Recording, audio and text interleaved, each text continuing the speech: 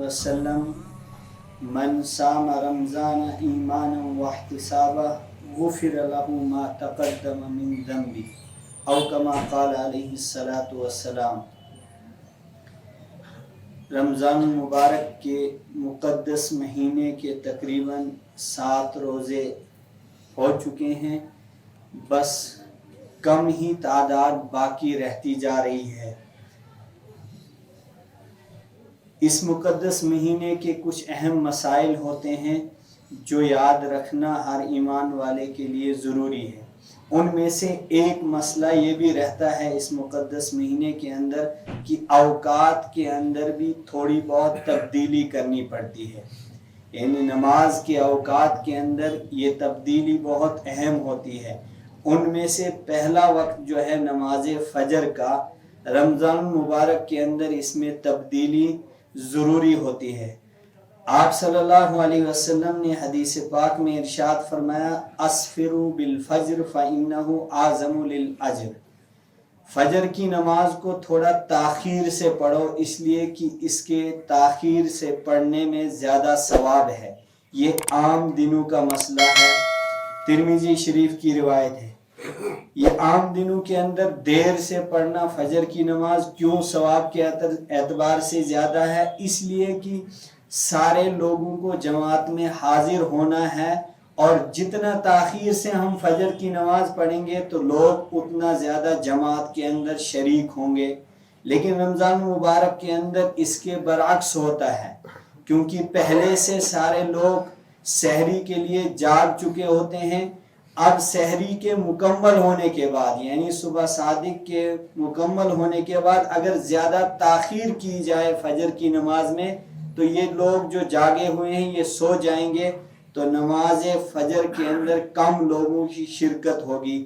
اس لیے ضابطہ یہ ہے کہ رمضان مبارک کے مقدس مہینے کے اندر صبح سحری کے بعد زیادہ تاخیر نہیں ہونی چاہیے، 15-20 منٹ کے اندر اندر فجر کی نماز کو رکھنا چاہیے۔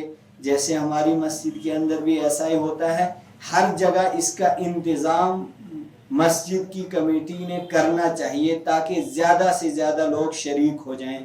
اور دوسرے دنوں کا حکم ہے کہ تھوڑا تاخیر سے پڑھے تاکہ زیادہ لوگ صبح فجر کی نماز میں شریک ہو جائیں۔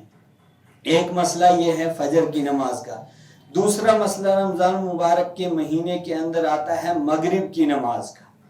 مغرب کی نماز عام دنوں کے اندر اس رمضان کے علاوہ دوسرے دنوں کے اندر اذان کے فوراً بعد ادا کی جاتی ہے، لیکن رمضان مبارک کے مقدس مہینے کے اندر اس میں بھی حکم میں تھوڑی تبدیلی ہے۔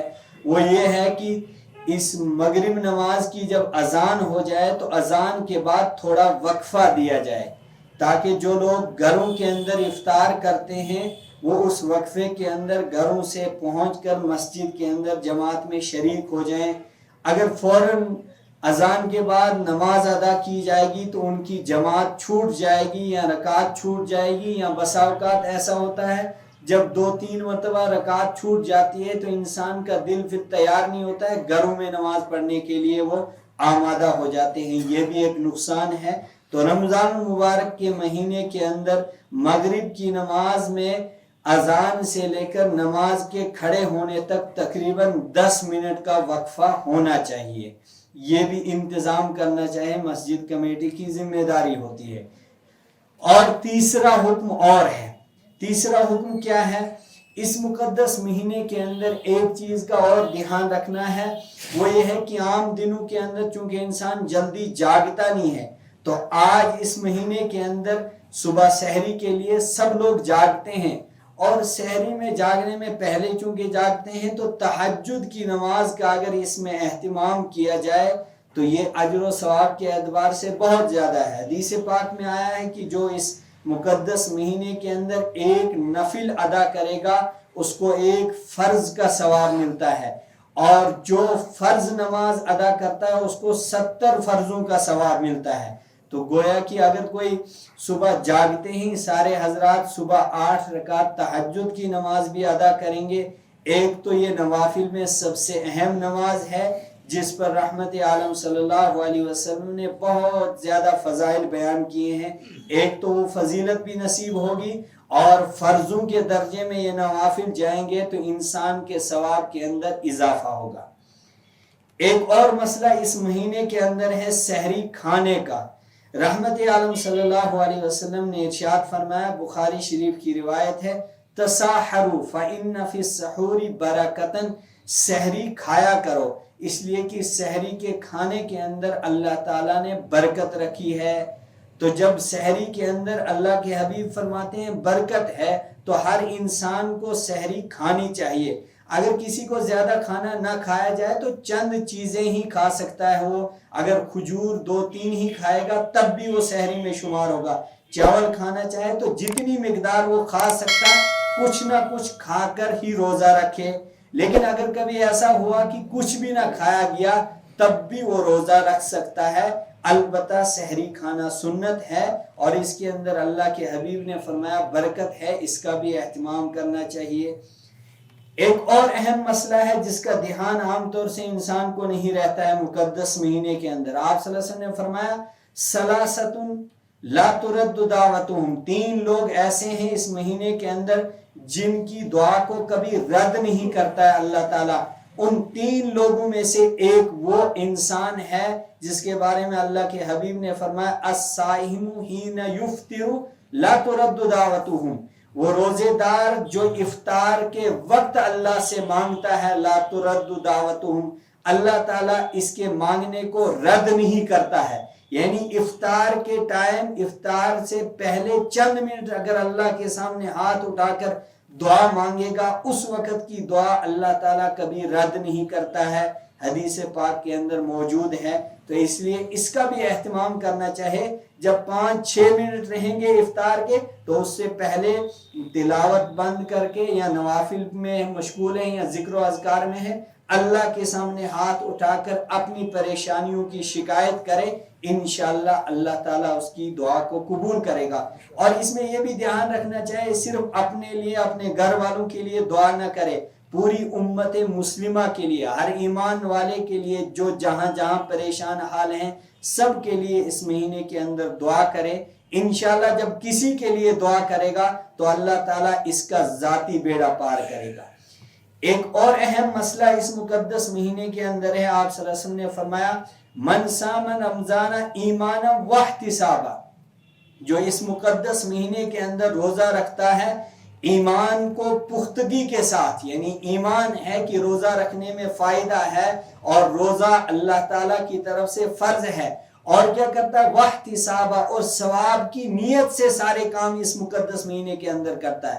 یعنی کسی کو پیسہ دیتا ہے تو ثواب کی امید رکھتا ہے، اور کسی کی مدد کرتا ہے تو ثواب کی امید رکھتا ہے، کسی کو کھانا کھلاتا ہے تو ثواب کی امید رکھتا ہے. تو اللہ کے حبیب نے فرمایا جو اس نیت سے اس مہینے کے اندر کام کرے گا غفر لہ ما تقدم من ذنبہ، اس کے گزشتہ جتنے بھی گناہ ہیں اللہ تعالیٰ ان کو معاف کرتا ہے.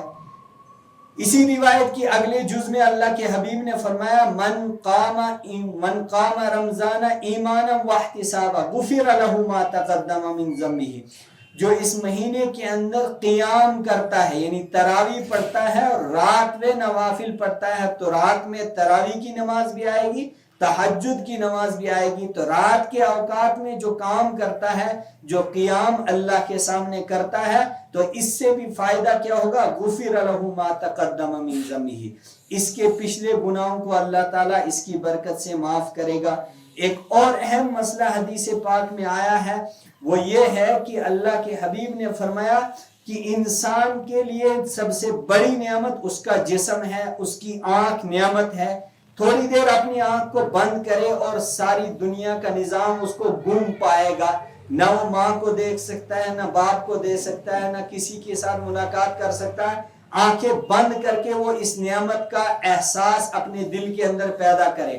کان بھی ایک نعمت ہے، اپنے کانوں کو تھوڑی دیر بند کر کے دیکھیں، کسی کی آواز سنائی نہیں دے گی، کتنی بڑی نعمت ہے. اپنے منہ کو تھوڑی دیر بند کرے، کسی کو کوئی بات کہہ نہیں سکتا ہے، سنا نہیں سکتا ہے. تو یہ اپنے جسم کے جتنے بھی اعضاء ہیں یہ اس کے لیے نعمت ہے، اور اس نعمت کا سب سے بڑی زکوٰۃ کیا فرمایا؟ زکوٰۃ الجسمی الصوم، اس جسم کی جو زکوٰۃ ہے وہ ہے روزہ رکھنا، اور روزہ رکھنے کے ساتھ ساتھ فرمایا کہ جو ایمانی، جو مسلمانی، جو اخلاقی اور روحانی جو تقاضے اس کے جسم کے ساتھ ہیں ان کو انجام دیتا رہے، کسی کو گالی مت دے، کسی پر ظلم نہ کرے، اپنی زبان سے کسی کو تکلیف نہ پہنچائے، ہر ایک کا دھیان رکھ کر روزہ رکھے، تو اللہ کے حبیب نے فرمایا اس کو بھی وہ ثواب ملے گا جو میری امت کے دوسرے افراد کو نہیں ملے گا۔ تو اس لیے ان چند چیزوں کا اہتمام کریں گے۔ آپ پھر سے میں یاد دلاؤں گا، قرآن پاک کی تلاوت کثرت کے ساتھ، بہت زیادہ، نوافل کے اندر اضافہ کریں گے، ذکر و اذکار کے اندر اضافہ کریں گے، تراویح کی نماز کو شوق کے ساتھ آخری مہینے کے آخری دن تک پڑھتے رہیں، اور اسی طرح جو بھی اچھے کام آپ کی نظر میں ہیں، کوئی بیمار ہے، کوئی پریشان حال ہے، اس کی آپ مدد کسی طرح بھی کر سکتے ہیں، اس کی مدد اسی مہینے کے اندر کرتے رہیں۔ اس مہینے کے اندر کیا ہوگا؟